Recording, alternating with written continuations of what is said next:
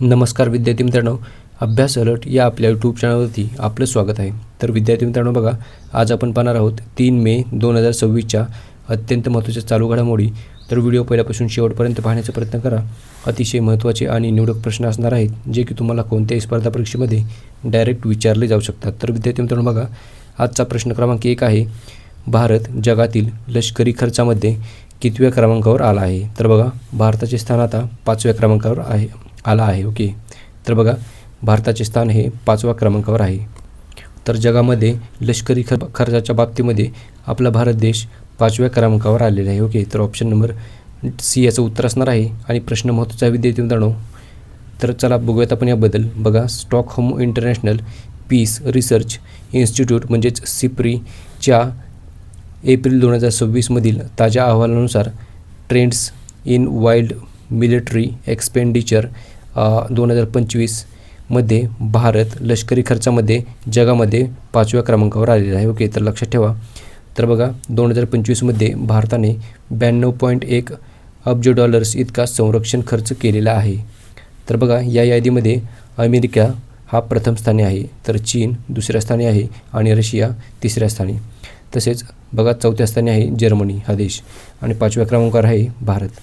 तर लक्षात ठेवा. चला पुढचा प्रश्न बघूयात आपण. प्रश्न क्रमांक 2 आहे. बघा, भारताची जनगणना 2027साठी कोणता टोल फ्री हेल्पलाईन क्रमांक सुरू करण्यात आलेला आहे? तर बघा, याचं उत्तर असणार आहे ऑप्शन नंबर ए, म्हणजेच बघा 1855. तर 1855 हा जो हेल्पलाईन नंबर आहे तो भारताची जनगणना 2027साठी टोल फ्री हेल्पलाईन क्रमांक म्हणून सुरू करण्यात आलेला आहे.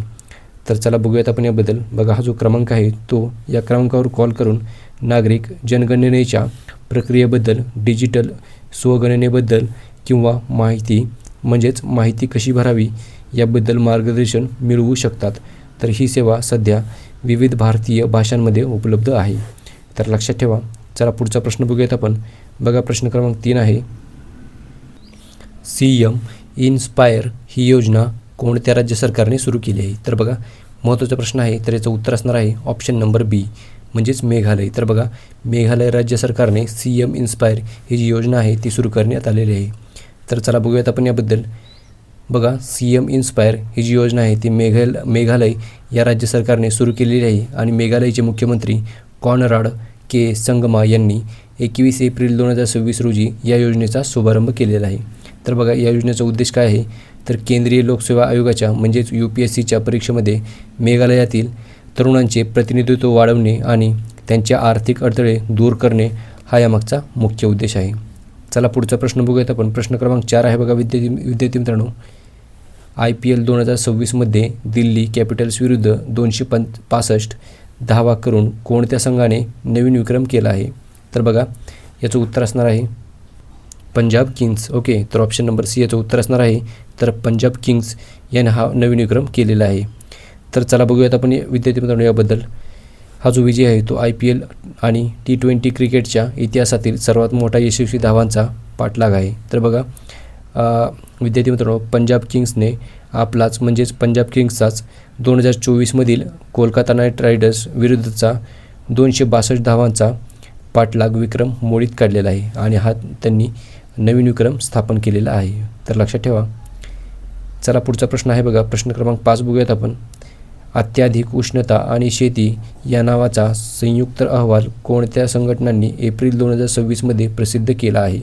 तर बघा, याचं उत्तर असणार आहे ऑप्शन नंबर सी, म्हणजेच वरीलपैकी दोन्ही. तर बघा, WMO आणि FAO ह्या ज्या 2 संघटना आहेत त्या 2 संघटनांनी अत्याधिक उष्णता आणि शेती या नावाचा संयुक्त अहवाल नुकताच एप्रिल 2026मध्ये प्रसिद्ध केलेला आहे. ओके, तर लक्षात ठेवा. तर विद्यार्थी मित्रांनो, चला बघूयात आपण याबद्दल. बघा, एप्रिल 2026मध्ये अत्याधिक उष्णता आणि शेती म्हणजेच एक्स्ट्रीम हीट अँड ॲग्रिकल्चर हा संयुक्त अहवाल अन्न आणि कृषी संघटना म्हणजेच FAO आणि जागतिक हवामान संघटना म्हणजेच WMO यांनी एकत्रितपणे प्रसिद्ध केलेला आहे. ओके, तर बघा, हा जो अहवाल आहे तो 22 एप्रिल 2026 रोजी पृथ्वी दिनाच्या म्हणजेच अर्थ डेच्या औचित्याने प्रकाशित करण्यात आलेला आहे. तर लक्षात ठेवा. तर विद्यार्थी मित्रांनो बघा, याचे जे प्रमुख धोके आहेत ते पाहणार आहोत आपण. बघा, वाढत्या उष्णतेमुळे पिकांचे उत्पादन पशुधनाचे आरोग्य आणि जागतिक अन्न सुरक्षेला गंभीर धोका निर्माण झाला असून यामुळे जगातील 1 अब्जहून अधिक लोकांच्या उपजीविकेवर परिणाम होत असल्याचा इशारा देण्यात आलेला आहे. ओके, तर लक्षात ठेवा. चला पुढचा प्रश्न बघूयात आपण. प्रश्न क्रमांक 6 आहे बघा. भारत आफ्रिका फोरम शिखर परिषदेची 4थी आवृत्ती कोठे आयोजित करण्यात येईल? तर बघा, याची जी 4थी आवृत्ती आहे ती नवी दिल्लीमध्ये, म्हणजेच नवी दिल्ली या शहरामध्ये आयोजित करण्यात येणार आहे. ओके, तर लक्षात ठेवा भारताची राजधानी आहे नवी दिल्ली. तर विद्यार्थी मित्रांनो बघा, चला बघूयात आपण याबद्दल. तर बघा, याचे आयोजन नवी दिल्लीमध्ये होणार आहे आणि तारीख बघा, म्हणजे मुख्य शिखर परिषद ही 31 मे 2026 रोजी आयोजित केली जाणार आहे. तर बघा, याची थीम आहे, म्हणजेच बघा 2026ची थीम आहे AI spirit India Africa strategic partnership for innovation resilience and inclusive transformation अशी याची थीम आहे. चला पुढचा प्रश्न बघूयात आपण विद्यार्थी मित्रांनो बघा. प्रश्न क्रमांक 7 आहे बघा. नारीत AI हे टूल कोणत्या राज्याच्या पोलिसांनी सुरू केले आहे? तर बघा, याचं उत्तर असणार आहे ऑप्शन नंबर बी, म्हणजेच गुजरात. तर बघा, नारीत AI हे जे टूल आहे ते गुजरात या राज्य सरकारने सुरू केलेले आहे. ओके, तर बघूयात आपण याबद्दल. बघा, नारीत याचा पूर्ण अर्थ होतो तर neural analysis for real time identification and tracking असा याचा पूर्ण अर्थ होतो. तर बघा, हे जे टूल आहे तो CCTV कॅमेऱ्याच्या फीडचा वापर करून गर्दीमध्ये लपलेल्या गुन्हेगारांची ओळख पटवते आणि हरवलेल्या व्यक्तींचा शोध घेते आणि संशयास्पद हालचालींवर लक्ष ठेवते. ओके, तर लक्षात ठेवा. तर चला पुढचा प्रश्न बघूयात आपण. प्रश्न क्रमांक 8 आहे बघा. MyLIC आणि सुपर सेल्स साथी हे मोबाईल ॲप्लिकेशनचे अनावरण कोणी केले आहे? तर बघा, याचं उत्तर आहे ऑप्शन नंबर ए, म्हणजेच अशोक मीना. तर बघा, अशोक मीना यांनी नुकतेच MyLIC आणि सुपर सेल्स साथी या मोबाईल ॲप्लिकेशनचे अनावरण केलेले आहे.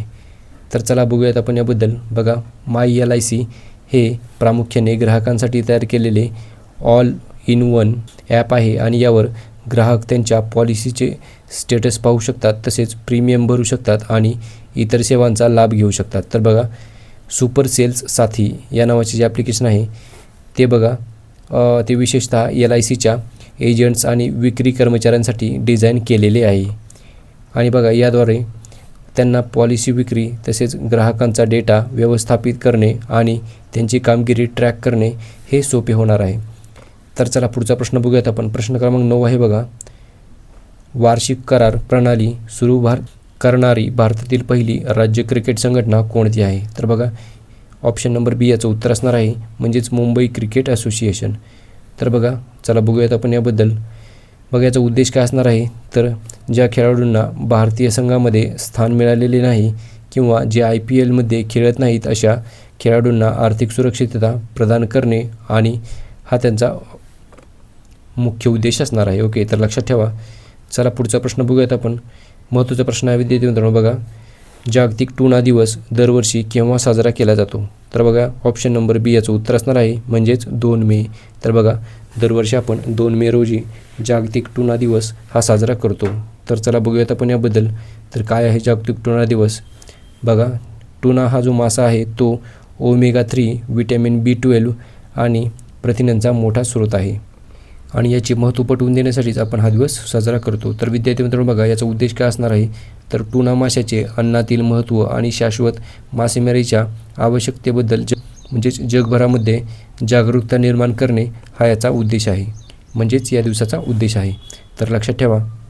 आणि याचबरोबर विद्यार्थी मित्रांनो, आजच्या दिवसाचे जे करंट अफेअरचे प्रश्न होते ते सर्व आपण कव्हर केलेले आहेत. तर चला भेटूयात आपण उद्या. धन्यवाद.